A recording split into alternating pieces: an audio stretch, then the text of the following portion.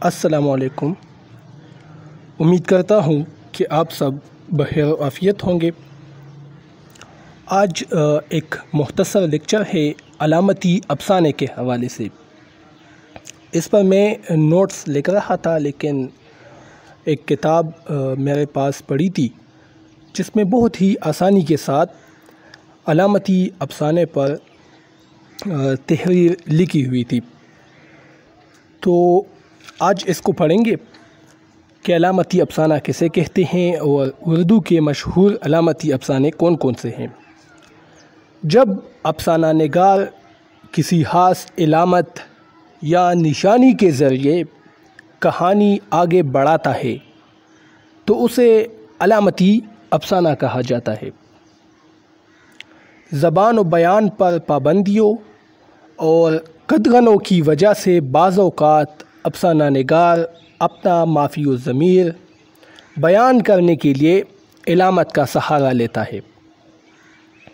ہمارے ہاں جب بھی مارشل لا لگایا گیا تو شاعروں اور ادیبوں کے زبان و بیان پر مختلف قسم کی پابندیاں لگائی گئی، چنانچہ اس طرح کی صورتحال میں اپنی بات دوسروں تک پہنچانے کے لیے انہوں نے علامت کا سہارا لیا۔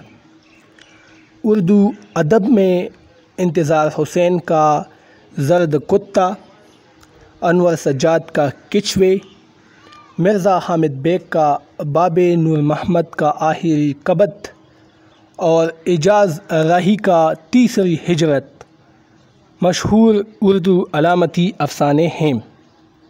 خیبر پختونخوا میں یوسف عزیز زاہد کا لایانیت کی بھیڑ اور زبیر شاہ کا خوف کے کتبے علامتی افسانے کے نمائندہ مجموعے ہیں۔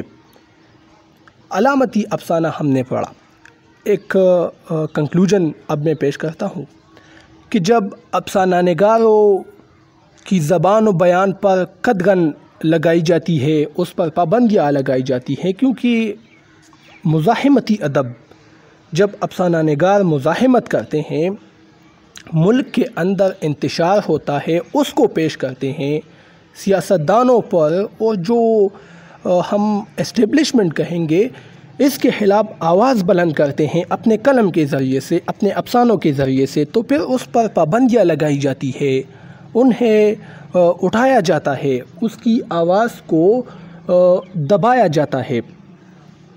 تو پھر اس صورت میں افسانہ نگار علامتوں کا سہارا لیتا ہے، وہ اپنے خیال کو علامت کے ذریعے پیش کرتا ہے، وہی باتیں کرتا ہے جو پہلے انہوں نے کی تھی، لیکن اب وہ علامتوں کے ذریعے اپنی بات اپنے قارئین تک پہنچاتے ہیں، تو پھر علامتی افسانہ ہم اس کو کہیں گے۔